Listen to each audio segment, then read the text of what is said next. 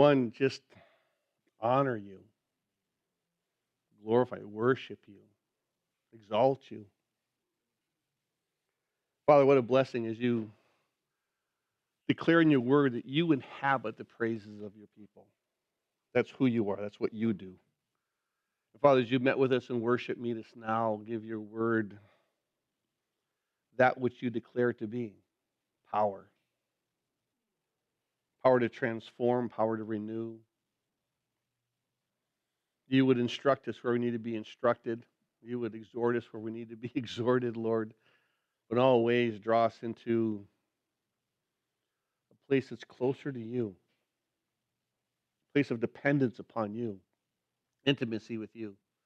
So simply give us ears to hear what your Spirit would speak to us, your children here tonight. We ask it in Jesus' name. Amen. All right, saints, tonight as we go through the book of Psalms, we find ourselves in Psalm 60 through Psalm 64. That's our journey here for tonight. As I shared last week, the grouping of this psalm, we're looking at the theology of the cycle of struggles. So if you want a note for tonight's message, it's as we're going through these groupings of psalms in their theology, we're looking at the theology of the cycles of struggles. And so keep in mind that through Scripture, God talks about certain cycles that goes on. If you're familiar with the book of Judges, there's a thing called the sin cycle. That eventually what happens is the people of Israel are finding themselves in peace. As they find themselves there in peace, then they begin to just simply drift away from seeking the Lord because everything's good, everything's at peace, everything's fine.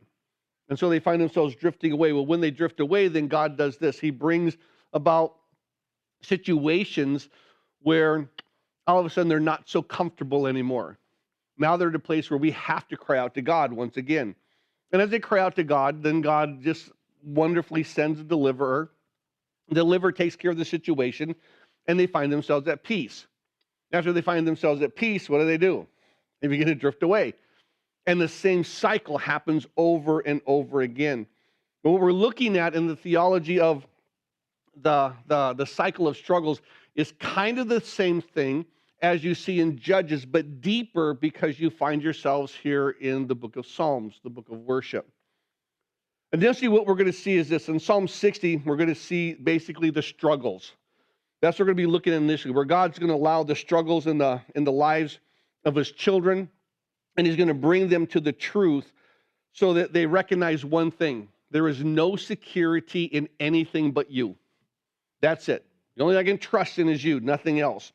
And so he allows struggles in our lives so that we no longer think that we can do something, no longer that we trust in other things, but we only trust in God. And so amazingly, what we see in verse 4 of Psalm 60 says this: you have given a banner to those who fear you, that it may be displayed because of the truth.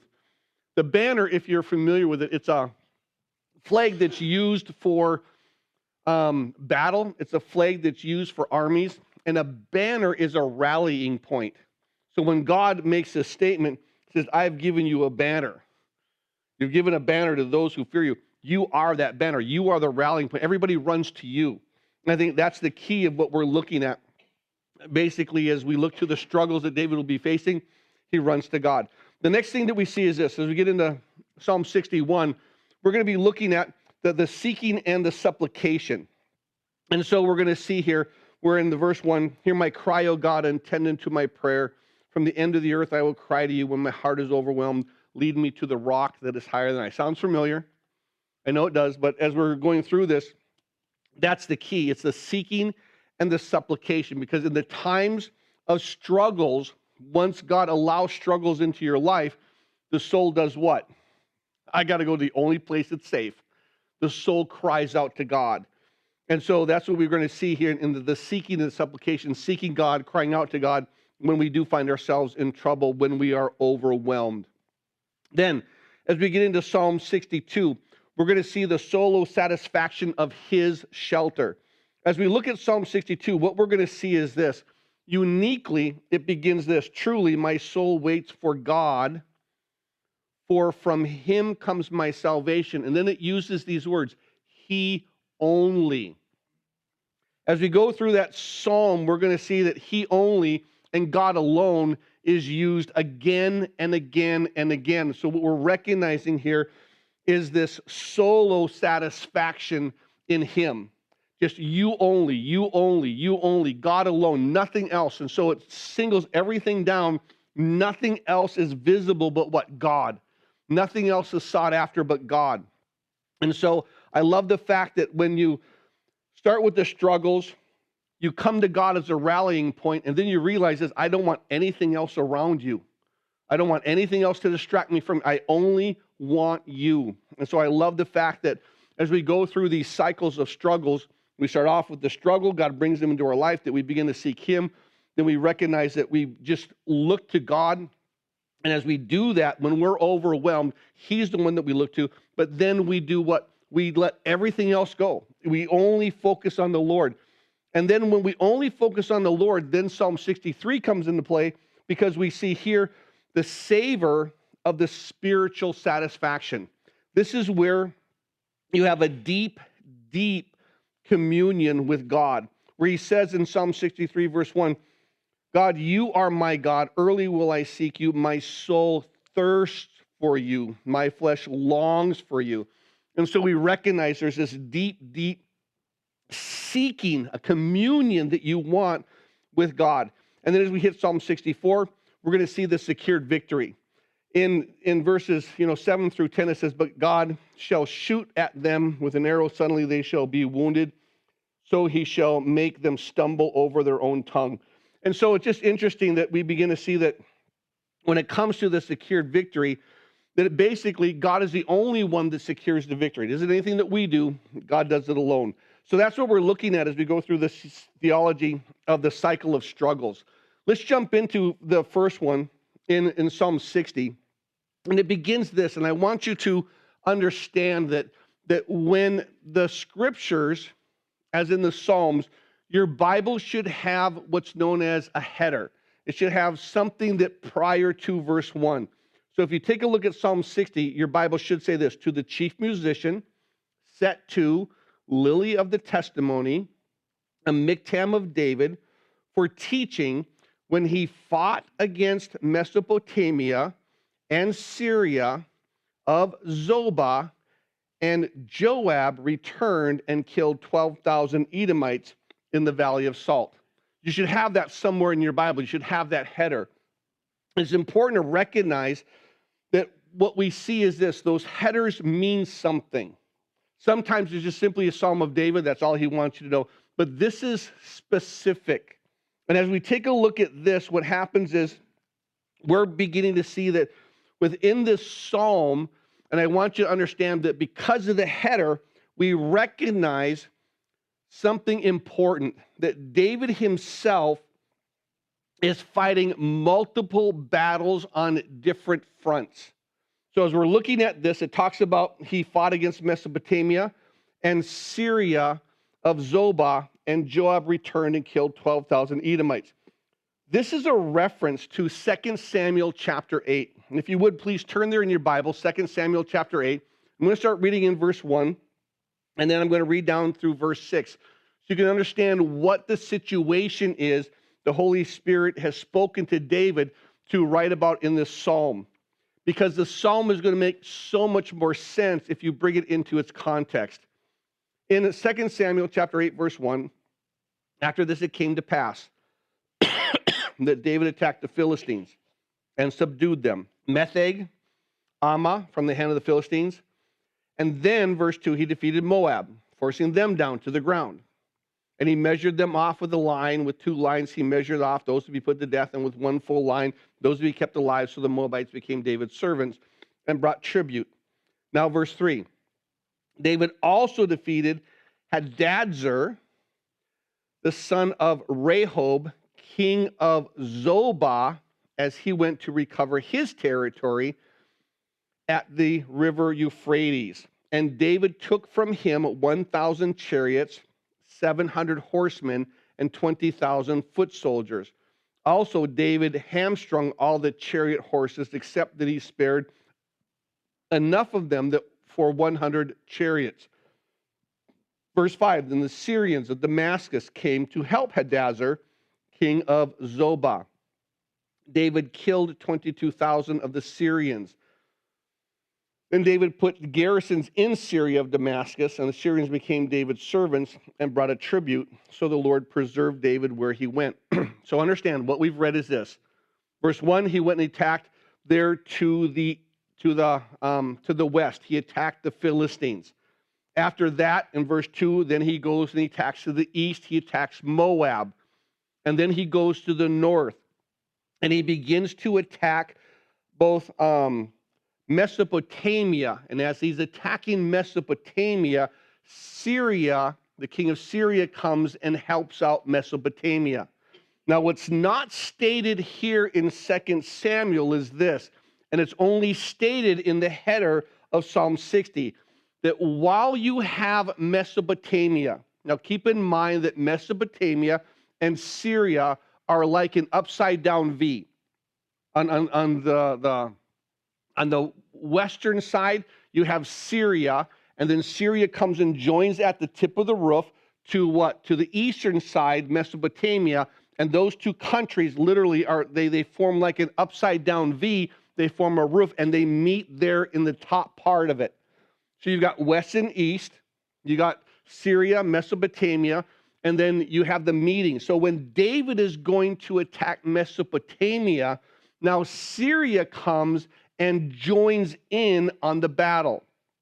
Now, what we recognize according to 2 Samuel chapter 8 is very simply that what? It looks like, yeah, David had a great victory. But what it doesn't share is this, that in the middle of that battle, when the Syrians came to help out Mesopotamia, that Joab had to leave.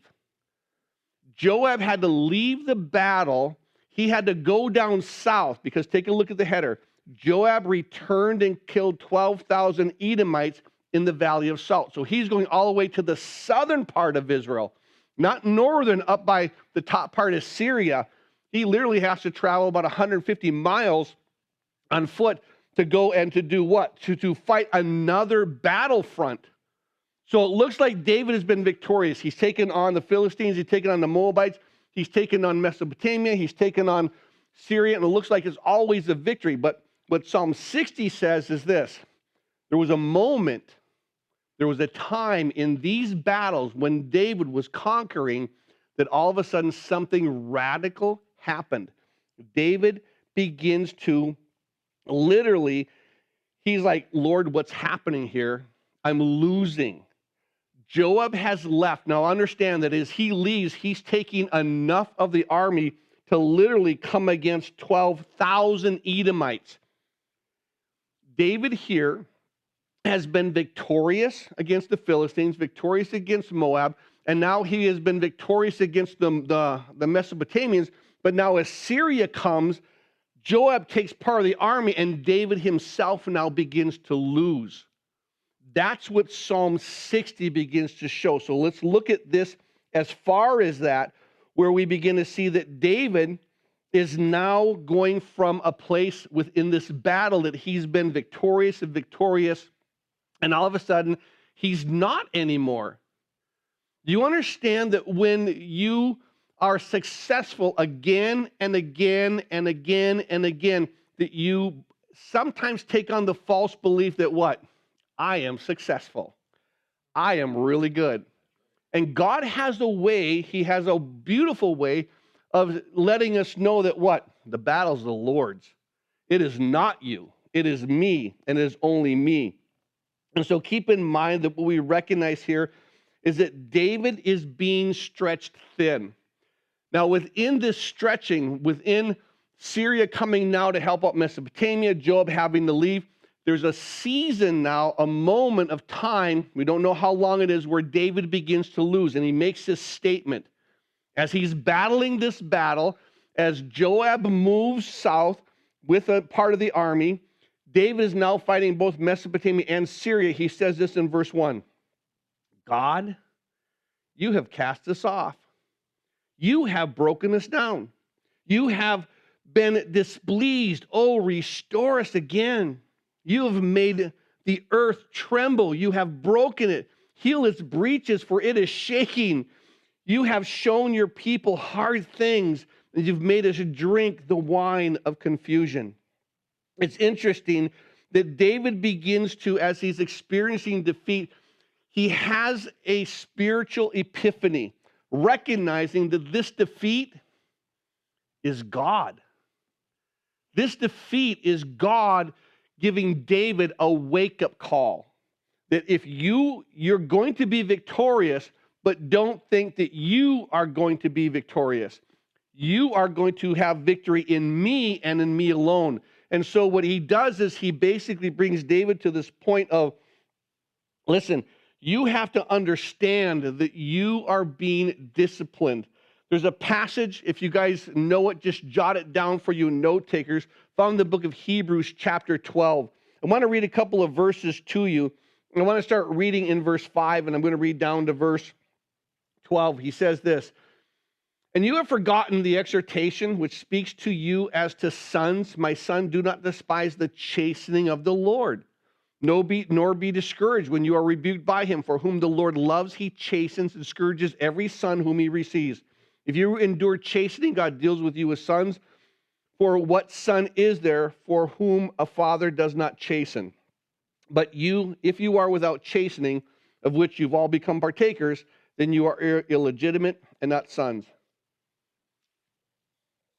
Verse 9, furthermore, we've had human fathers who corrected us, and we paid them respect. Shall we not much more readily be in subjection to the Father of spirits and live?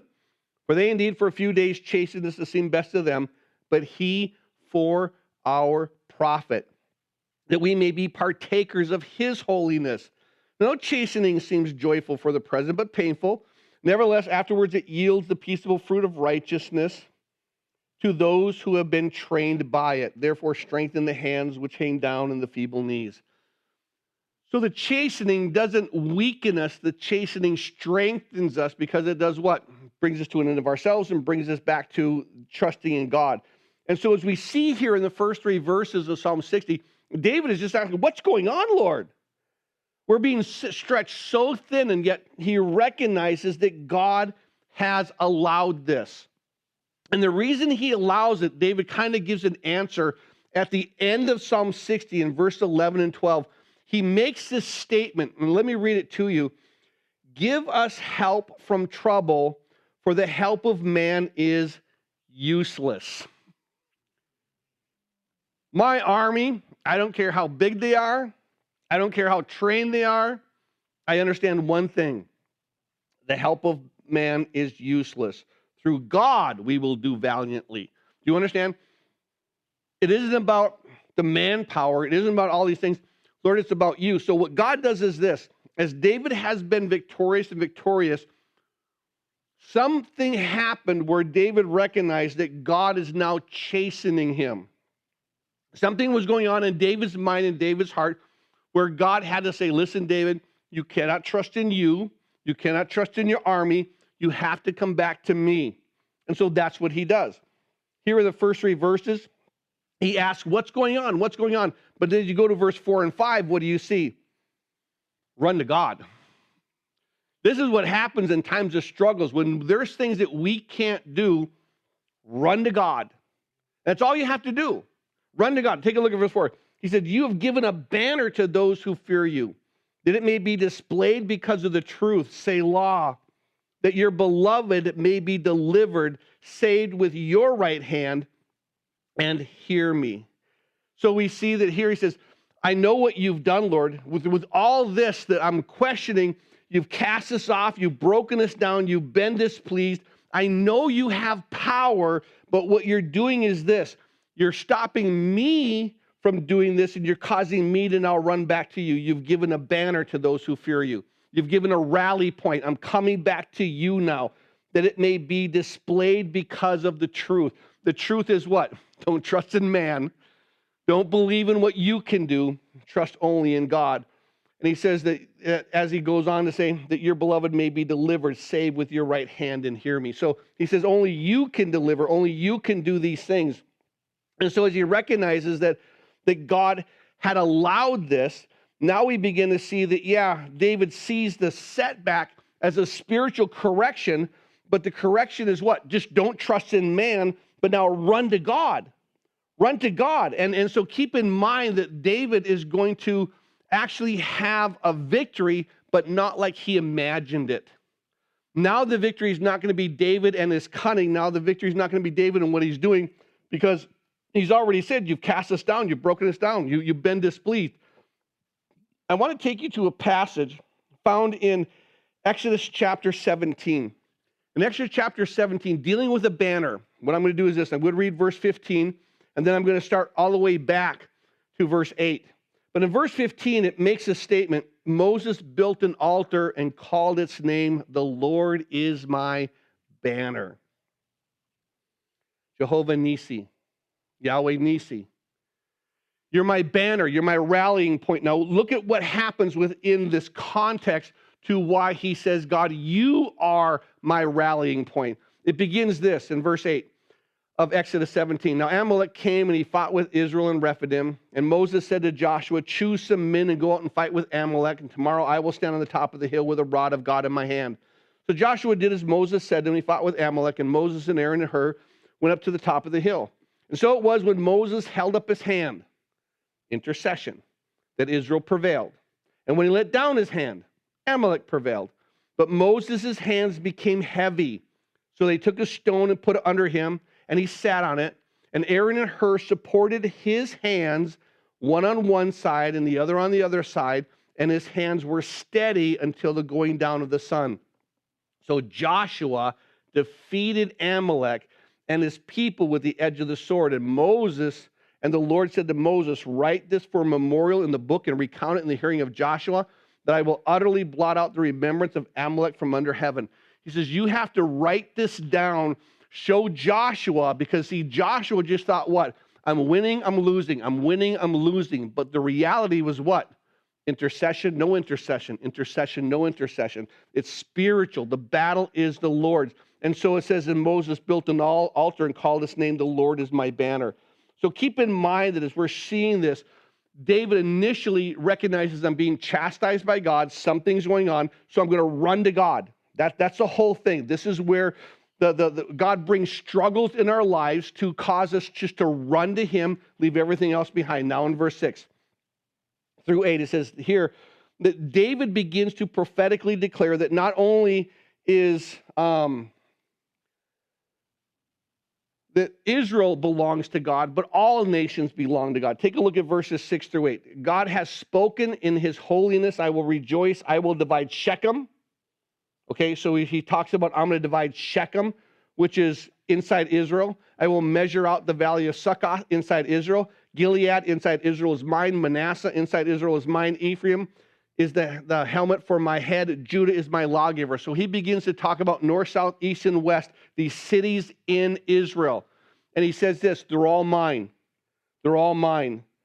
And he says, Judah is my lawgiver, and then Moab is my washpot. So not only does he say that I'm in control of everything within Israel, but he also says I'm in control with what? Everything outside of Israel. And it's important to recognize that God is concerned with what? What you are in right now, but also what you'll be facing. He's in charge of it all. So he says, Moab is my washpot. Over Edom I will cast my shoe. Philistia shall shout in triumph because of me. Here we begin to see that God does this amazing thing, that the nations are subject to God, not to David. It's important to note that. It's important to recognize that when it comes to the reality here, that this is what David begins to see. You are in control of everything. And then in verse 9, he makes this statement, and I think it's so important to recognize that in verses 9, 10, he says, what can I do if you are not with me? Read it with me. Who will bring me into the strong city? Who will lead me to Edom? Is it not you, O God, who cast us off? And you, O God, who did not go out with our armies? He says, listen, I want to recognize that, listen, if you're not doing this, I can't do it. So I love the heart. He says, who's going to bring me in? Who's going to be the one to lead me to Edom? Who's going to be the one to give this victory? And he goes, it has to be you, God, but you've already cast us off. So how does this work? If I come to you, will you move? You understand? When I let go of my pride and I let go of everything, and I come and I put my trust only in you, are you going to hear? And I think it's so important that, God, if you're not there, it can't be done. If you're not there, there is no hope. There's a passage that I want you to be aware of it found in Exodus chapter 33. I want to read to you the first 4 verses. I'm going to jump all the way down to verse 14 through 16. But in Exodus chapter 33, the first 4 verses, this is what begins to happen. As we see here, Israel is in sin, and it makes this statement. Then the Lord said to Moses, depart and go up from there, you and the people whom you have brought out of the land of Egypt, to the land which I swore to Abraham, Isaac, and Jacob, saying, to your descendants, I will give it. So I told you I'd give you the land. Verse 2, and I will send my angel before you, and I will drive out the Canaanite, the Amorite, the Hittite, the Perizzite, the Hivite, and the Jebusite. Go up to a land flowing with milk and honey. And he says this, for I will not go up in your midst, lest I consume you on the way, for you are a stiff-necked people. Now it's amazing, God says, listen, in your sin, I'm still going to give you the land, because I made a promise to your father, made a promise to Abraham, and I'm going to give you that land. The angel's going to be before, and you're going to have that land, but I'm not going to be there. You're going to be there without me. So enjoy the land. And then notice what happened in verse 4. When the people heard this bad news, they mourned, and no one put on his ornaments. And so we recognize here there was this mourning going on because God says, listen, you can have all this, but I'm not going with you. And now in verse 14 through 16, it says this, Moses begins to intercede with God. And now he says in verse 14, where God says, my presence will go with you and I will give you rest. So finally, God relents to say, all right, I'll go with you. Even though these are stiff-necked people, I will go with you. And so in verse 15, he said to them, if your presence does not go with us, do not bring us up from here. For how will it be known that your people and I have found grace in your sight except that you go with us? And I think it's so important that it's God's presence that brings the grace.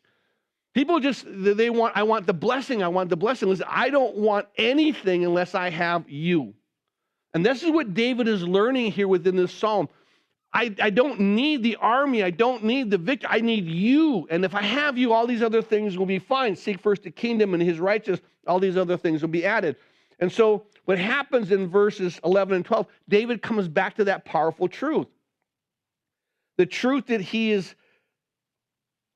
comes back to a complete reliance on God and no longer man. Because this is what he says in verse 11. Give us help from trouble, for the help of man is useless. Through God we will do valiantly, for it is he who shall tread down our enemies. Do you understand that this is the beginning of this theology of this cycle of struggles? Initially, what we see is this: God allows a struggle in our life. He allows us to struggle so that you run to God. That's the key. Run to God. And then the next thing is this. Now, once you start running to God, the next step in the cycle of struggles is that struggles can do what? Sometimes as you're going through them, they make you feel distant from God. You ever recognize that sometimes when you're in sin, like, I just don't feel your presence. I don't feel your Holy Spirit. I don't feel your closeness. Why? Because I'm choosing to walk away from you. I'm choosing to walk in sin. And so we feel this distance. And struggles can make us feel distant from God. Struggles can make us feel vulnerable, thinking what? I have no power. And this is going to have victory over me, and I have no power. And that's what the struggle is. When you begin to seek other things besides God, he shows you what? Their impotence. That's why he said in verse 11, the help of man is useless. And I'll be honest, the help of everything is useless outside of what? Outside of God. It's only God. That's who we seek after.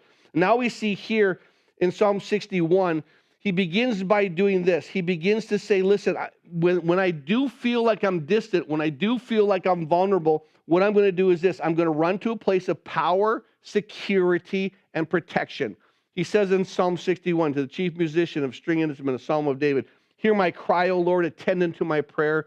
From the end of the earth I will cry to you. When my heart is overwhelmed, lead me to the rock that is higher than I.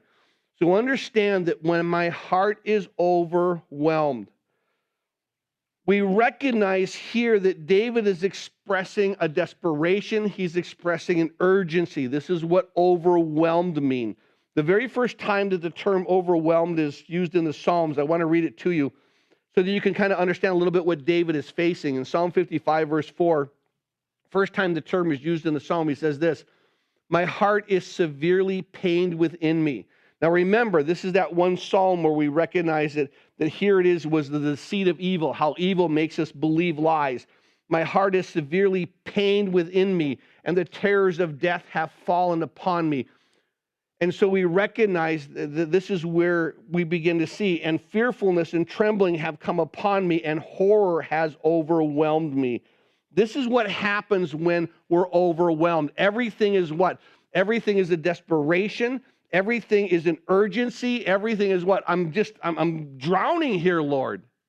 And when you're at that place of being overwhelmed, not just a little scared, but literally terrified. It's like basically standing on, a shore and having a tsunami come and just slam you. There's no hope. You're overwhelmed in this area. And so when he's overwhelmed, what happens is this. In verse 3 and 4, he talks about two things. There's a past protection equals a present trust. Take a look at verse 3 and 4. For you have been a shelter for me. You have been a shelter for me, a strong tower from the enemy. Now he says this. From being that past protection, I'm going to have this present trust. He says in verse 4, I will abide in your tabernacle forever. I will trust in the shelter of your wings, Selah. So in your tabernacle, where your house is, I'm going to be there. Under your wings, underneath your security, I'm going to trust. And so it's so important where he recognizes you have been a shelter, and guess what? And I'm going to run to you, and you'll be a shelter again. See, this is where the past power of God comes into a present trust of God. Because what? He's the same yesterday, today, and forever. So what's the difference? The difference isn't God. The difference is me. The difference is I'm kind of like I'm wanting God, but not surrendering to God. And now he says this. When you're overwhelmed, you do what? I don't want anything but God. That's all I want. And so we recognize he now goes to verse 5 where this is assurance of the promises of the protection promote this beautiful prayer. He says this, for you, O God, have heard my vows. You have given me the heritage of those who fear your name. You will prolong the king's life. His years as many generations. He shall abide before God forever. Oh, prepare mercy and truth, which may preserve him. So I will sing praise to your name forever, that I may daily perform my vows. Understand that what he's doing, he's making the statement that basically in verse 5, he says, listen, I have confidence of one thing. You hear my prayers. For you, O God, have heard my vows. You've given me the heritage of those who fear your name. I've received this blessing. I received the gifts of that inheritance of all those who are yours. I have this. And so once I have this confidence that you've heard, then in verse 6 and 7, what? Then you prolong my life. And then you say what? That you shall abide before God forever. I'm going to be in your presence. Then verse 7, prepare the mercy and the truth which may preserve him. You are going to do what? You're going to preserve me not because of what I've done, but simply because of who you are and because I'm trusting you. And it's almost as if where Abraham did what? He believed the Lord, and that was accounted for righteousness. It wasn't the works that he did. It was simply the belief. And all you do is what? You trust in God. You trust in God. You trust in God. And so when you're in this area and you see that he's prolonging your life and preparing you with this mercy and grace and preserving you, then what happens is this, verse 8, praise. Praise. So I will sing praise to your name forever, that I may daily perform my vows. You understand? Prayer and performance. I'm going to do this. In my life, I'm going to try to say, what can I do that tells you that I'm grateful? How can I show you that I'm grateful? walk away from you? No, to walk towards you, to stay close to you. This has always been his heart is what? A relationship. But so often we think what? Well, we're going to go out, we're going to battle the way we battle because I'm all tough. I can do these things. And then he says what? No, you can't. Not if I don't do it. You're not going to win. Only if I'm here. And so we recognize that once God chastens us, we run back to God. And after we run back to God, then we begin to say, okay, listen, in this time of struggle, my soul is going to just cry out to you. Nothing else. I'm just going to look to you, cry out to you. And then what happens is this. In Psalm 62, we see that this is that solo satisfaction of his shelter, where he says again and again, only God, only God, only God, and God alone. Let me read this to you. And I want to take the first couple of verses because we see that initially what happens is this, that there's this quiet, settled, singular focus and trust in God alone. Let me read to you. He says, truly, my soul waits for God. From him comes my salvation.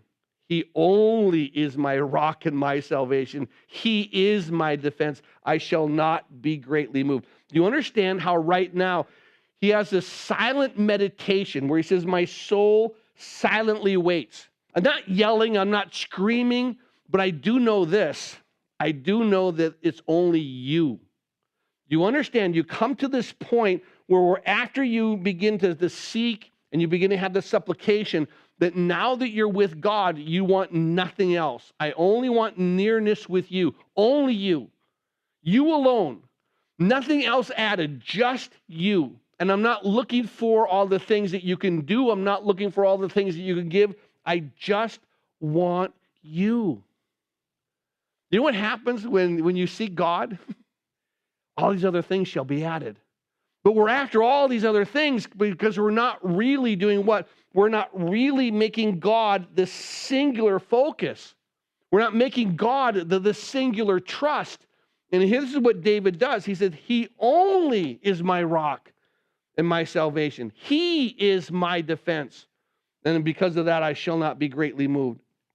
So as we look to this, we begin to see that this is his heart. Now, in verse 3 and 4, we begin to recognize that there is an area in need of help of this human opposition that David is facing. And as he's facing this, keep in mind that his enemies are going to see David as vulnerable because his enemies don't know something that David knows. See, the enemies think that they're battling David. They're not. The battle's the Lord's. So take a look at verse 3 and 4 and see how the enemies really don't understand the scope of the battle. He says this, how long will you attack a man? You shall be slain, all of you. Like a leaning wall and a tottering fence. They only consult to cast him down from his high position. They delight in lies. They bless with their mouths, but they curse inwardly. Do you understand how they really begin to say, David, you're vulnerable. They're going to say in verse 4, they only consult to cast him down from his high position. You are going to not be in a position of leadership. We are going to wipe you out. And what happens is this. When they begin to try to say, listen, we have power over you. What does David do? Once again, take a look at verses 5 through 7. He comes back to what? A quiet, settled, singular focus on God and trust in God alone. Look at verse 5. Again, my soul waits silently for God alone, for my expectation is from him. He only is my rock and my salvation. He is my defense. Do you understand again what he's saying? My soul, verse 5, silently does what? For God alone. Singular focus. Nothing else but God, just him. For my expectation is from him. My hope is only from God. He alone. He only is my rock and my salvation. You want to have nothing else. Only God. That's the only thing I'm focused on is just him and him alone. And he says this, he alone, he only is my rock and my salvation. He is my defense. I shall not be moved. In God is my salvation and my glory, the rock of my strength, and my refuge is in God. Do you recognize how over and over again what he begins to point out is simply this? It's this quiet, settled, singular focus on God. That's what we call the solo satisfaction of his shelter. Now, in verse 8, he makes his statement, and I think it's so important when it comes to recognizing within this cycle of the struggles, how we sometimes step out thinking we can do things. God puts a struggle and say, nope, only I do things. So you come back to him and you rely on him and you recognize I'm overwhelmed. I can only trust in you. We come into this place where now it's just waiting on him. But in verse 8, he makes this statement. Note this, underline it, highlight it, do something with it. Trust in him at all times, you people. Pour out your heart before him. God is a refuge for us. It's so important to recognize, empty what little you have, empty what little you are, and pour it out to God. Just do that with whatever you have. If you're like, I don't have much, he doesn't need much. You understand? He doesn't need a lot. He needs what? Well, first of all, he tells you to be humble, not haughty, and so you have to become little. You know, keep in mind that when we initially saw Paul the Apostle, he wasn't Paul the Apostle. He was Saul of Tarsus. Saul in the Greek means what? Same thing in the Hebrew, sought after. Paul means what? Little. You know what I mean? He wasn't, I'm just a little thing, but I can give a little to God. And when I give a little to God, what can God do with what? Next to nothing. Now, on Sunday, we looked at this passage, and I want you just to be aware of it. I'm just going to make a reference to it. But we looked at Acts chapter 7, verses 20 through verse 36. This is where Stephen talks about Moses and how Moses came on the scene. But initially, it talks about in Acts 7 that for the first 40 years, Moses thought he was somebody. For the next 40 years, God says, listen, and because Moses, he would have supposed that his brothers would know that he was the deliverer, because I've been trained in all the ways of Egypt. I'm a somebody. God says, no, you're not. You may be a somebody, but I'm not using somebody. So what he does is he takes a somebody, puts them into the back of the desert for 40 more years, shepherding sheep. Now that's something to boast in. Now, I can see boasting in all the wisdom and knowledge of Egypt, but now boasting in the knowledge of what, taking care of sheep for 40 years in the back, not even by the city, in the backside of a desert. Now, after he becomes nobody, which is 40 years of being a nobody, then God finally says, okay, Moses, guess what? I can use a nobody. And for 40 years, I'm going to have you shepherd these people now.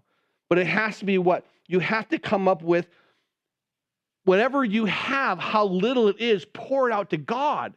Remember, if you're familiar with that passage, when initially in Exodus chapter 4, verse 2, when God calls Moses from the burning bush, he says, okay, Moses, I want you to go. He says, well, what do I do? What do I do? He goes, what's in your hand? I got a rod. That's good enough. We can use that. You don't need anything else. We're going to have this rod make rivers in the blood, part the Red Sea. We can do everything with that. I don't need big. I just need you, obedience, and whatever you have. David would take on Goliath. Remember, initially King Saul said, what? Here's my armor, here's my sword. Today, this stuff is really nice for you. It's not for me. But what does David do? He takes on 5 smooth stones. He takes on a sling, and he goes and faces the giant. And there in 1 Samuel 17, verse 40, we begin to see that David does what? Whatever he has. He doesn't need a lot to conquer this giant. The giant has everything: spears of weaver's beam, giant swords and armor bearers, but he doesn't have God. And David has what? Man, I know whose battle this is. But the thing is, give God everything that you are, regardless of how little. And that's what verse 8 begins to say. Trust in him at all times, you people. Pour out your heart to him. When it says pour out, it means to gush out. It means to empty out. It means to expend life. To empty everything you are to God. And I think, man, what an amazing thing when you empty everything to God, and then we recognize what? Empty what little you have. And understand that you're not going to have a lot, because you're not a lot. We recognize what? Remember what we said when we were there in Psalm 60, verse 11? He said, for the help of man is useless. What can I do to help God? It's useless. I'm just vanity. And so there's nothing I can do. I'm basically just a vapor. And so we see here, when he says, pour out your heart before God, now we come into verse 9, and we recognize in verse 9 and 10 that there's 2 things you learn. that both man and what man trusts in is useless. Now, I don't know if you like those verses, but I think it's important to read it anyways. Both man and what man trusts in is useless. It says in verse 9, surely men of low degree are a vapor, and men of high degree are a lie. If they are weighed on the scales, they are altogether lighter than vapor. So you understand that a man who's next to nothing, he says what? You are nothing. And a lot of us, we don't want to hear that. We don't want to hear that we're nothing. Now, of course, we looked on Sunday about what? When we talked about not exalting yourself, but humbling yourself before the Lord, that we saw what? That there are certain people who go to a feast, and what they do is this, they sit in the best places because I should have this place of honor. And eventually he says, don't do that, because if the guy who put on the feast comes and says, listen, where you're sitting, that was for somebody else. And now you got to take a walk of shame all the way down to the bottom. And he says, he says, go sit at the bottom. And that way, if the guy comes in and says, hey, no, why are you doing it in the bottom? Come up front. And you get to, before everybody, do that. But here's the catch. See, there's some people who go and they try to sit in the bottom, knowing with everything they are, the guy's going to come in and move me to the top. And then I sit in the bottom and nothing happens. When are you going to get me? When are you going to move me up? And nothing happens. See, that's the mark of a man. When you're able to sit in the bottom and be content with being the bottom and say, listen, come up, I'm fine right here. This is good. But what happens is, and I think it's so important, we see surely men of low degree are a vapor. Have you ever been in the wintertime and you blow out and all of a sudden you see this little vapor and then it's gone? It's just here. And the vapor is nothing. It has no substance. It doesn't knock down trees. It doesn't do anything. It's just there and it's gone. He says, men of low degree are vapor, but men of high degree are a lie. That's incredible. He says, men of high degree, they're an illusion. They're not true. Do you understand? Men of low degree are nothing. Men of high degree, what? It's false. They're a lie. It's an illusion. No man is anything. And it says here, they are altogether lighter than vapor. If they're weighed on the scales, they're literally nothing. So understand that men are nothing. And then he goes on to say this, not only are men nothing, but what men trust in is also nothing.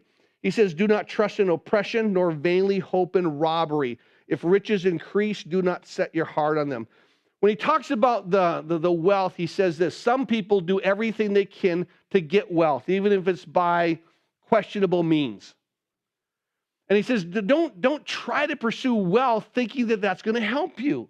Don't try to pursue wealth thinking that that's going to benefit you. And then the next thing he says is this, if you have riches that are increased in the right way, don't trust in those either.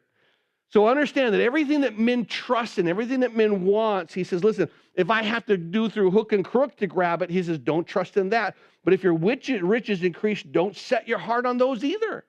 Don't put your heart and trust in men or what men rely on. Why? In verse 11, he says this, there's only one thing to trust in. One thing only to trust in. There's only one power to trust in, and that's God. In verse 11 and 12, he says this, God has spoken once, twice I have heard this, that power belongs to God. Also to you, O Lord, belongs mercy, for you render to each according to his work. And I love this heart because we begin to see that, listen, it's only about what? It's only about what God is doing. It's only about what God has accomplished. And so recognize there's a whole thing about this solo satisfaction is, God, I just want you, I just want you, I just want you, because you've spoken it, and I've heard this, that what? It's you. Power belongs to you. Also to you, O Lord, belongs mercy. So you have what? You have authority, and you have what? You have the ability to not give me what I deserve, for you rendered each one according to his work. You're going to give the rewards that are right. And now we see in Psalm 63, we begin to see here that there's this savor of this spiritual satisfaction, that when you come and you get to the point that it's only God, if you get to the point in your relationship where all you want is just a closer relationship with God, I want to read the word and I want to see God. Do you understand that so many people want to read the word so this can be fixed, and I want to read the word so that can be fixed, and you want to read the word so that I have power and I have a new position. And we try to do that, and you read the scriptures and thinking that you have life, but they are they that testify of him, and he's the life. But you come to the point where all of a sudden nothing matters but God. And when you come to that place of nothing matters but God, then you recognize what? Man, I am satisfied. And I don't want anything but God. So take a look here at the Psalm 63. It says this is a Psalm of David when he was in the wilderness of Judah. And again, that header means something. And as he says he's in the wilderness of Judah, you have to understand that what we see is this. He doesn't have the temple. He doesn't have Jerusalem. He doesn't have his palace. He doesn't have his throne. He has nothing. Everything that he would want, everything that would bring him some kind of comfort of what he used to have. He used to have a palace. He used to have a throne. He used to have Jerusalem where it was a city. He used to have the temple where you go to. And now he says this. He's in the wilderness. Now, notice what happens when he wilderness. He says, God, you are my God, and early will I seek you. My soul thirsts for you. My flesh longs for you in a dry and thirsty land where there is no water. So I have looked for you in the sanctuary to see your power and your glory. Because your loving kindness is better than life, my lips shall praise you. Thus I will bless you while I live. I will lift up my hands in your name. It's amazing as we begin to see here, initially, he's just doing one thing. He's seeking God's presence. Now, notice what he's trying to do. He's in the wilderness, and he doesn't want these things that are reminders of God. He actually wants the physical presence of God. I want to witness you. My soul thirsts for you. I'm longing for you. I have this deep, deep spiritual need just for you, and I'm just longing for you. I'm thirsting for you. My soul thirsts, my flesh longs. Everything just wants you. As we begin to do so, this longing is so intense that the body begins to feel its effects. It's amazing when people first say, wow, I'm in love. Changes your whole body. You can't sleep, you can't eat, you can't all these things. And then what happens? Well, eventually love wears off and I'm not so much in love anymore. I go back to eating. I go back to doing things. But when God begins to do what you long for to such a degree that everything in your body begins to change, he says, my soul thirsts for you. My flesh longs for you. And then he goes on to say this. Through that now, he's seeking a physical presence, a physical closeness with God. And he says in verse 2, so I've looked for you in the sanctuary to see your power and your glory. I want to see you. But not only does he want God's physical presence, but take a look at verse 3 and 4. He also wants to experience God's love. Not only do I want your physical presence, I want emotional closeness, and I want spiritual closeness. I want the physical closeness. Yes, my soul thirsts for you. My flesh longs for you. But also, I want to experience your love and these emotions. So he says this, because your loving kindness is better than life. Do you understand? I want your loving kindness. I want your love. I want that emotion. I want that spirit. My lips shall praise you. Thus I will bless you while I live, and I will lift up my hands in your name. Amazing how we say this is what begins. I want to experience you physically, emotionally, and spiritually. And then what happens is this. When you have that presence, that closeness of God that you long for, that you're craving, that your soul is thirsting for, now we see in verse 5 and 6 that what? You have this incredible satisfaction because of that closeness. It says this, my soul shall be satisfied. That's with marrow and fatness, and my mouth shall praise you with joyful lips. It's amazing that he has this incredible satisfaction now because of this closeness. Now that you're here and I've experienced you physically, I've experienced you emotionally and spiritually, all these things, I'm getting close to you. Now my soul is satisfied. He says almost as what? The marrow and the fatness. What does that mean? Have you ever eaten a steak that doesn't have a lot of marble in it, and then you've eaten a steak that has a lot of marble in it? See, if you have a steak that has marbling in it, it's so good and it's so juicy. Why?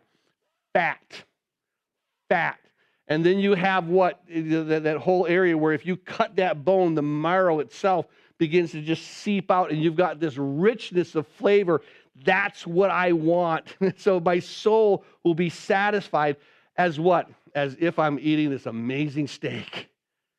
Now, a man knows meat. That's you understand that what he's talking about here. And then he says this, and my mouth shall praise you with joyful lips. So as he moves on from there now in verses 7 through 11, we begin to see that what? There's a security that comes from closeness.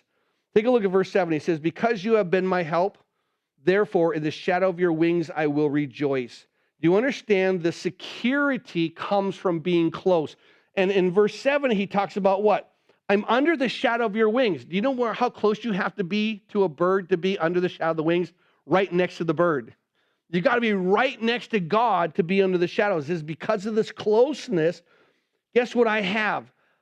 I have this incredible peace. I have this incredible security. And then in verse 8, it says this. Not only do you have to start close, but then he says this, stay close. Do you understand? He says, my soul follows close behind you. Your right hand upholds me. So first you have to get close, and then you have to stay close. See, what happens is when you begin to follow at a distance, I don't know if you're familiar with that passage where eventually we'll get there on Sundays in Mark 14, verse 54, that Peter followed at a distance. And what happened with that? Well, he denied the Lord 3 times. He wasn't there close. It was, I want to be close. I want to kind of see, but I'm going to be way back here. And what happens, you don't have that closeness. You don't have that security. Peter didn't have that security. When people tested and said, who are you? Remember when he was with the Lord, he had enough, gumption to do what? Slice off Malchus's ear. He said, hey, let's go to war. And God said, no, put away your sword, Peter. We're not doing that now. And so when he's close by, there's bravery. Now that he's further away, he doesn't. And I think it's so important that you start close. There be in the shadow of his wings. And this is where security is. Security comes from closeness. You start close and you have to stay close. My soul follows close behind you. And then what happens is this. When you recognize that I'm close, verse 9 makes this declaration, 9 and 10. But to those who seek my life to destroy it shall go to the lower parts of the earth. They shall fall by the sword. They shall be a portion. They shall be a portion for jackals. When you are close to God, when people decide to battle you, guess what? They're not battling you. God just says, hey, stay here. I'll take care of this. You don't have to go out in front of me. I'm good. But see, when you're not close to God, then what do I do in this battle? But when I'm close to God, he does what? Just stay here, son. We're good. I'll take care of this. And this is what they don't understand is that when you are there close to God, those who seek my life to destroy it, they're just going to go down to lower pits there because they're thinking they're fighting against me, but they're not. They're fighting against God because I'm close to him. And it's so important that as I'm close to you, they don't battle me, they battle you. And then in verse 11, I love this because he talks about this exposed speech. There are those who do what? He says, I'm going to expose your speech. 2 kinds of people. He says, but the king shall rejoice in God. Everyone who swears by him, the one thing, saying, I belong to him, I swear allegiance to him, shall glory, but the mouth of those who speak lies shall be stopped. It's important to know that God is going to expose the speech. Why? Some people make certain statements with their mouth, but their heart is far from it. They say, I'm going to do this and I want to do this, but there's like, okay, I'm saying I want to do this, but that's just my mouth because my heart wants to do something else. There's an amazing thing in the book of Romans in chapter 12. It teaches us 2 incredible things. One, you just give yourself over to God as a living sacrifice, that you surrender your body to God. But the other thing he does is this. He makes a statement that as you give yourself over to God, that what begins to happen is this. He says, do not be conformed to this world, but be transformed by the renewing of your mind, that you may prove what is that good, acceptable, and perfect will of God. We see here that one of the things that Romans 12:2 teaches us is your mind has to be renewed. Why? Because your body is always going to do what it desires. Your body is always going to follow my desires, because I'll tell you what, My heart is strong. My desires are strong. And then when I say this, I'm not going to desire it. I'm not going to desire it. I'm not going to desire it. Well, guess what I'm doing? I'm planting the seed. Every time I say, I'm not going to desire this, I now plant it. I don't have it. I want it, but I'm not going to desire it. And I say it again. Do you understand that every time you say you're not going to say it and you say it, then you think it? If you say, I'm not going to think about elephants. Now, none of you came in thinking about elephants, but now all of you are thinking about elephants. And I said, no, don't think about elephants. I just said it again, and now you're, well, what else? You keep saying don't think it. You keep saying it, and I keep hearing it, and I keep thinking it. That's what we do with God. We say, I don't want this. I don't want this. And he says, this is what begins to happen. When you constantly come into that thing and say, listen, if you recognize what Romans 12 begins to do, he says, you have to renew your mind. You have to literally do not be conformed to this world, but be transformed by the renewing. Because when you change your mind spiritually, then your desires are going to change. And you can't change your desires of your heart until you change the desires of your mind. And that's why God says, renew your mind. Change your mind. Don't let this be the focal point. Let God be your focal point. Just focus on him. Not doing this, but just drawing near to him. And when you do this, he comes as a focal point. Then you renew your mind. And guess what? He becomes your desires. The spiritual becomes your desires. And then guess what? The sin falls away. Because you are that one slave to what? Who you choose to obey, who I give myself over to, who I talk to, who I say. And even if I say, I don't want to speak of elephants, I don't want to think of elephants, when you say it, you go there again and again. And you're planting a seed and you're feeding it to your flesh. You have to change your desires. Once your mind is changed, your desires change. Once your desires change, guess what? Your body changes. But it has to be in that thing. And this is why he says, listen, you got to swear by him. You got to speak him. Only him. Focus on him. And he says this, but the mouth of him who speaks lies shall be stopped. When you say it's other things, guess what? You say, God, it's you. No, this is what you're focused on. God, it's you. No, this is what you love. God, this is you. And it's a lie. And he says, listen, if that's the case, you're not going to have victory. You're not going to have anything that you need when it comes to that. And then lastly, we see this. As he exposes the speech of those who swear by him, they have glory and they shall continue. Those who lie, they're going to simply be stopped. And then lastly, in verse 64, or chapter 64 of Psalms, we see the secured victory. Now, this psalm is split into two sections. You have one, the plots, and you have the weapons. And so you have the plots and you have the protection. This is what we're looking at. So when you're looking at the two sections, verses 1 through 6 are the plots, verses 7 through 10 are the protection.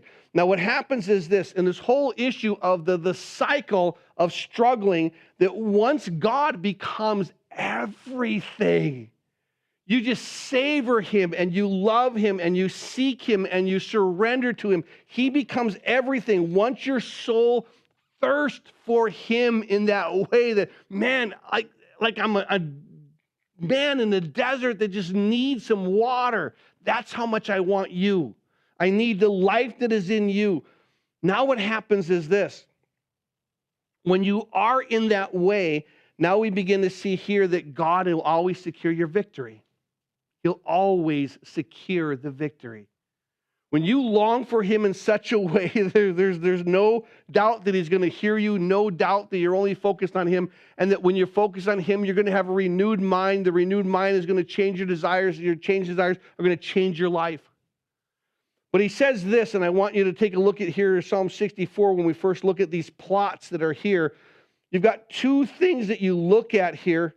And initially, you begin to see the plots or the scheming, and then we begin to see the weapons that they scheme with. Take a look at the first two verses. Hear my voice, O God, in my meditation. Preserve my life from fear of the enemy. Hide me from the secret plots of the wicked, from the rebellion of the workers of iniquity. Do you understand that what he's saying is this, that there are plots and there are schemings. There is this whole issue where people are scheming, people are plotting, and they want my downfall. And then we begin to see this, and this is where the hook is. And I think what an amazing thing that David begins to recognize in this area of where the secured victory really is. What is the greatest weapon? Take a look. It's words. It's slander. Take a look at verse 3. When he talks about, they hide me from the secret plots of the wicked, from the rebellion of the workers of iniquity. Verse 3, who sharpens their tongue like a sword and bend their bows to shoot their arrows, bitter words, that they may shoot in secret at the blameless. Suddenly they shoot at him and do not fear. They encourage themselves in an evil manner. They talk, lying of snares secretly, and they say, who will see them? They devise iniquities. We have perfected a shrewd scheme, both in inward thought and the heart of man are deep. You understand, he talks about this incredible, the weapons that are there. And the weapons that are there are most brutal because what? You have these secret plottings, and they use words to destroy. And I'll tell you what, how many people use words to destroy? That you can't do it, you don't understand it, you're this, you're that. The enemy makes accusations all the time, but we've overcome him by what?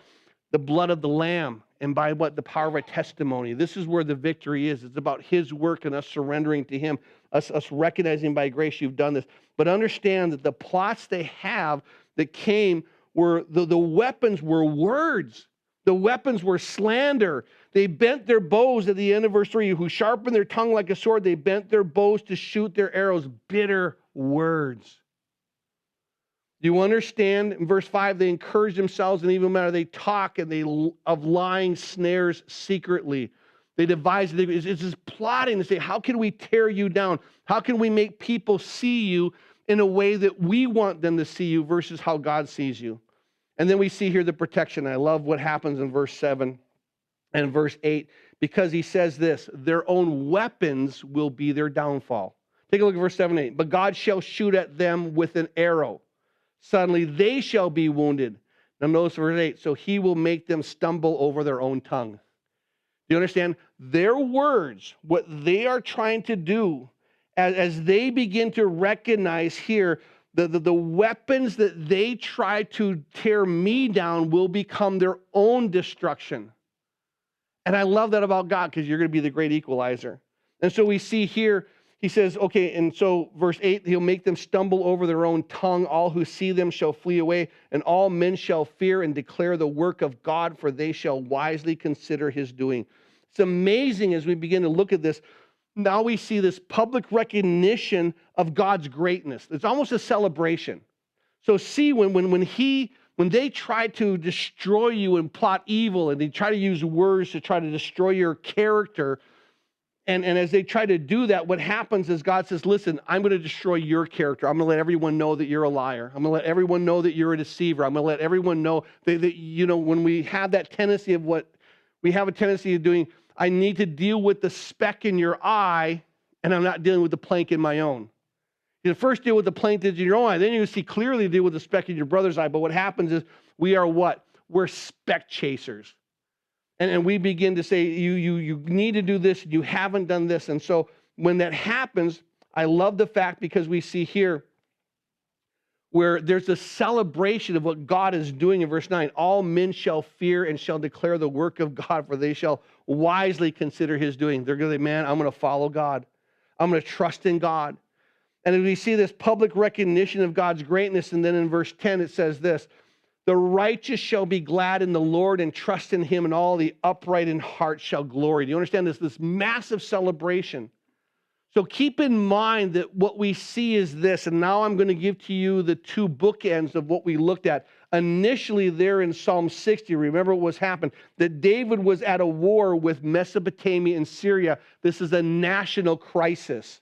National crisis. He goes through all these emotions, some nationally, most himself, but then at the very end of Psalm 64, verse 10, it's national again. The righteous shall be glad in the Lord and trust in him, and the upright in heart shall glory. You understand that once again, nationally, God, you're being seen and you're victorious. And so everyone is just recognizing who you are. So I think it's just so important to see that when we go through these Psalms in their groupings, as we look to them in their areas of theology, where, tonight we looked at the theology of the cycles of struggles. Keep in mind, each psalm is independent. Each psalm is amazing in itself. But when you begin to look at a theology, you see this theology build and then is built upon and built upon and built upon, where you understand the concept of struggles. You understand sometimes God allows struggles to do what? Bring us back to Him. Bring us back to Him. As He brings us back to Him, then when we seek Him, we begin to say, God, it's only You and You alone am I seeking, and I want to recognize You and worship You and trust in You, and only in I trust in You. And so hear my prayer, attend unto my cry. When my heart is overwhelmed, I'm going to come to You. That's what God always wanted. You left me. Now I'm giving you these struggles. You come back to me. But now that you're back to me, do what? Recognizing that now that I sought You, now that I'm overwhelmed and I come to You, I realize what? Only You. God alone, God alone, God alone, nothing else but You. And when I get to that place, then what? Now I'm satisfied in You alone.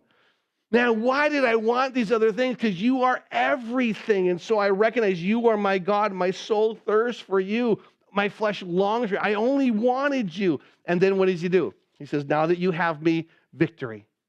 When we come to this place of recognizing that these cycles of struggles will hit every one of us at some time.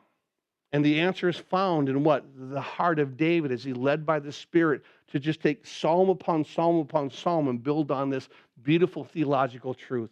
Father, we thank You for this word. We thank You for Your grace. We thank You for just who You are and how You work.